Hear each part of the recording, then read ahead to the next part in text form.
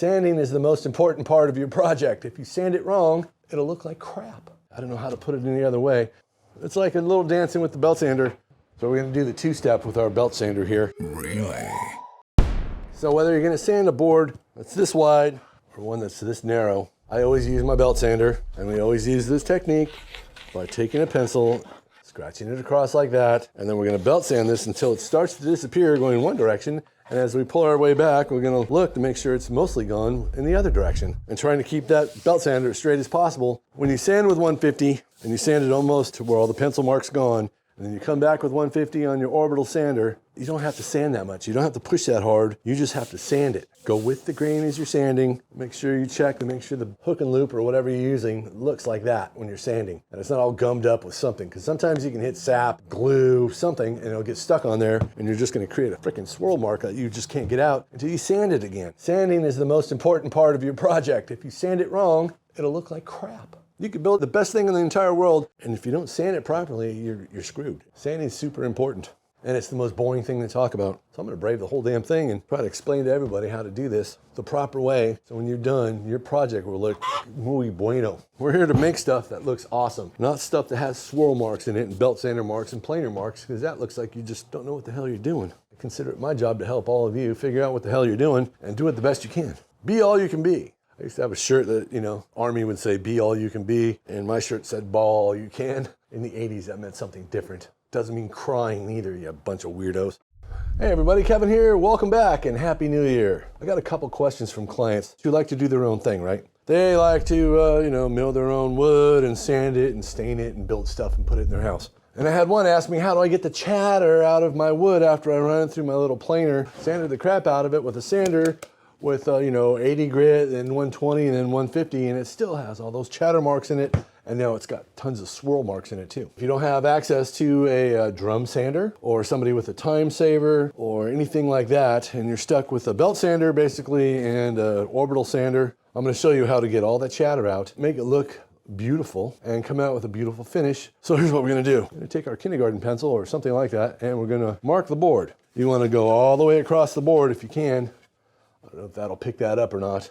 Okay, and what we're gonna do is we're gonna belt sand this thing first, and then we're gonna sand it with 150. So all of these boards here in front of me were all face jointed, ripped, jointed on two sides, and planed to 3/4 of an inch using my spiral headed planer, right? So this end right here is still, if you look in the light like this, it has that chatter on it. The chatter from a spiral headed planer isn't as bad as ones with knives. If you look up in the light like this, you can see. I wonder if I can take a picture of that. Probably not. So we've penciled in our pencil on the face of the board, and what I'm going to do now is I'm just going to belt sand this face. I have 150 on the belt sander here. We're going to use 150 on our orbital sander, and what we're going to do is we're going to go all the way down, and then we're going to go all the way back. And we're going to keep an eye on the pencil marks, and as they start to disappear, by the time we get down to the end, they should mostly be gone, and on the way back, we're just going to pull straight. Just try to pull it straight, and they should all be gone for the most part when we get back to the end, and then we're going to sand it with 150. Always use two hands. If you've seen any of my other belt sanding videos, you never see me do this. And I've seen a lot of people belt sanding with using one hand. Oh yeah, look at I'm belt sanding. If you belt sand like that, you're gonna have divots and all sorts of things because your belt sander is gonna do this. And every time you do that, it's gonna dig in. So use two hands. When you start your belt sander, don't push down. Just let it float on the top. Use your left hand to guide it, or if you're right-handed, use your right hand to guide it, whatever.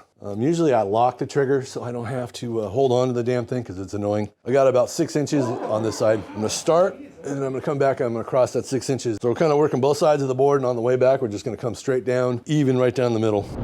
Okay, I've changed the angle of the camera, so hopefully you'll be able to see better this way now. So we have wider boards that we're dealing with now. We're going to do the same exact technique. We're just going to use our belt sander. We're going to go across the board, and we're going to watch the pencil disappear as we go. Our first pass, as we go down, we want it to disappear a little bit, about halfway gone. And as we come back, we're going to try to pull back in a straight line this way as much as possible. We want most of this pencil to be gone. Unlike the small boards, I have to do several passes on this to get this belt to cover most of the board. This pencil mark will help us determine what has been sanded and what hasn't. And what we're looking to do is remove half the pencil mark on the way up and the other half on the way back. We're gonna go across a couple times, we're gonna take a step forward, cross a couple times, come back, take another step forward, and we're gonna continue to do this all the way until we get down to here. Here, let me zoom in. So So after you've belt sanded a few boards, you'll develop a feel for how many passes and how fast you can go to actually remove those pencil marks. You want to remove the pencil marks because the pencil gets into the deepest part of the chatter of your planer, and once you remove the pencil, you've removed the chatter, and that's what you're looking for. Okay, we're going to try this. I've sanded to here previously. I came in about a foot with this pass, and now I'm going to try to keep this as straight as I possibly can, and we'll see what it looks like when we're all done. Ready? Here we go. So you can see I'm not really keeping that belt sander straight. Even though it's not 100% straight in line, it's easier to remove the angled belt sander marks with 150 than if I didn't belt sand it at all. Okay, you can see most of the pencil is gone now. All we're left with now is 150 belt sander marks, and that's what we're going to sand off using our 150 here. I always do 150 and 150. And you can find 150 belts on Amazon, you just got to look for them. Okay, this board here is about 10 feet long, so I'm going to take a pencil. I'm going to go all the way across the whole damn thing here. Start with the belt sander on the board. So we're going to move a little faster. The narrower the board, the more you got to keep moving. So you want to use as much of the belt sander belt as possible, using the center to cut more than the sides because the sides don't actually cut that well. Now this time I'm going to try to come back and try to keep this straight as possible. It has a tendency to want to turn and be a little twisted. It's 150, so sanding off 150 is not that hard. So even though I'm still sanding on an angle, it's easier to sand off belt sander marks than it is planer marks with your orbital sander. See how much of the pencil's gone now? So you're going to start with the belt sander on the wood. Don't push down, just let it float.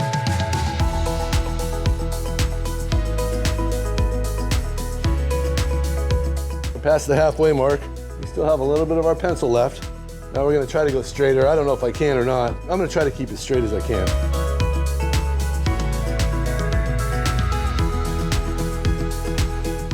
Just like the other boards, the grain of the belt sander is kind of like this.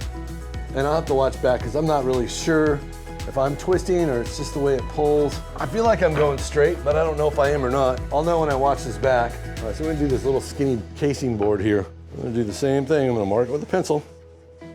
Yeah, this one's going to be a little quicker because it's only like 2 inches wide. Zoom in here. Same thing, you just got to move a little faster. Up and back and then take a step.